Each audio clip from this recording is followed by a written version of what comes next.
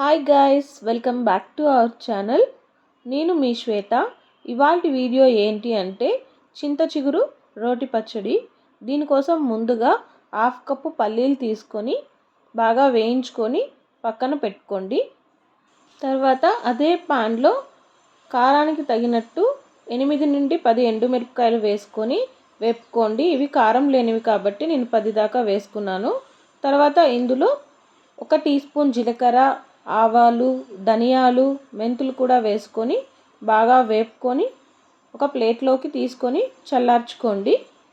ఇప్పుడు అదే ప్యాన్లో 1 టేబుల్ స్పూన్ ఆయిల్ వేసుకొని ఇందులో 1 కప్పు చింత చిగురుని బాగా పుల్లలన్నీ లేకుండా తీసుకొని బాగా కడిగి ఇందులో వేసుకోండి. ఈ చింత చిగురు అంతా కూడా బాగా మగ్గే వరకు వేయించుకోండి.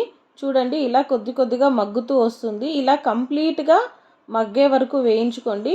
ఆకంతా కూడా మనకి కలర్ అనేది చేంజ్ అయిపోతుంది. బాగా మగ్గిన తర్వాత ఒక 5 నిమిషాలు అలా పడుతుంది. చూసారా, ఇలా మగ్గే వరకు బాగా వేయించుకొని ఒక ప్లేట్లోకి తీసుకొని పక్కన పెట్టుకోండి. ఇప్పుడు రోట్లో ఫస్ట్ వేయించి పెట్టుకున్నటువంటి పల్లీలు వేసుకొని బాగా పొడి అయ్యే వరకు దంచుకోండి.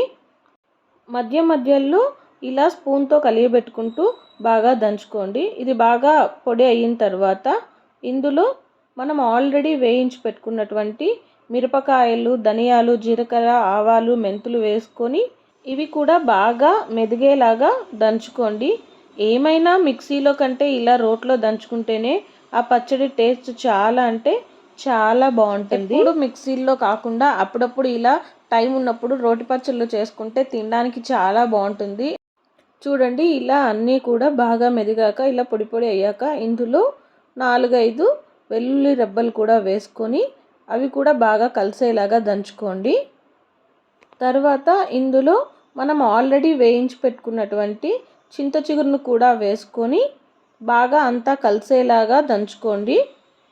ఇలాంటి మరిన్ని వీడియోస్ కోసం మన ఛానల్ని ఎవరైనా సబ్స్క్రైబ్ చేసుకున్నట్లయితే వెంటనే సబ్స్క్రైబ్ చేసుకోండి. అలాగే పక్కనే ఉన్న బెల్ ఐకాన్ని కూడా క్లిక్ చేస్తే నేను కొత్త వీడియో మీకు పెట్టగానే నోటిఫికేషన్ వచ్చేస్తుంది. అండ్ ఈ చింత చిగురు అంతా కూడా బాగా కలియబెట్టుకుంటూ స్పూన్తో అంతా కలిసేలాగా బాగా మెదిగే వరకు దంచుకోండి. ఇప్పుడు ఇందులో 1 ఉల్లిపాయ వేసుకొని దంచుకోండి. పచ్చళ్ళకి తరిగిన ఉల్లిపాయ కాకుండా ఇలా వేసుకుంటే చాలా టేస్టీగా ఉంటుంది. ట్రై చేసి చూడండి.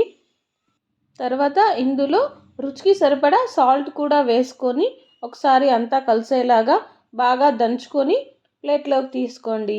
అంతే, ఎంతో రుచికరమైన చింత చిగురు పచ్చడి రెడీ. ఏంటి, నచ్చిందా? తప్పకుండా మీరు ట్రై చేయండి. మీకు ఎలా కుదిరిందో కమెంట్ చేయండి. ఆ పిక్ని మన ఇన్స్టాగ్రామ్ పేజ్కి పోస్ట్ చేయండి. మీకు ఈ వీడియో కనుక నచ్చినట్లయితే లైక్ చేయండి, కమెంట్ చేయండి, మీ ఫ్రెండ్స్ అండ్ ఫ్యామిలీ మెంబర్స్ అందరికీ షేర్ చేయండి. Thanks for watching.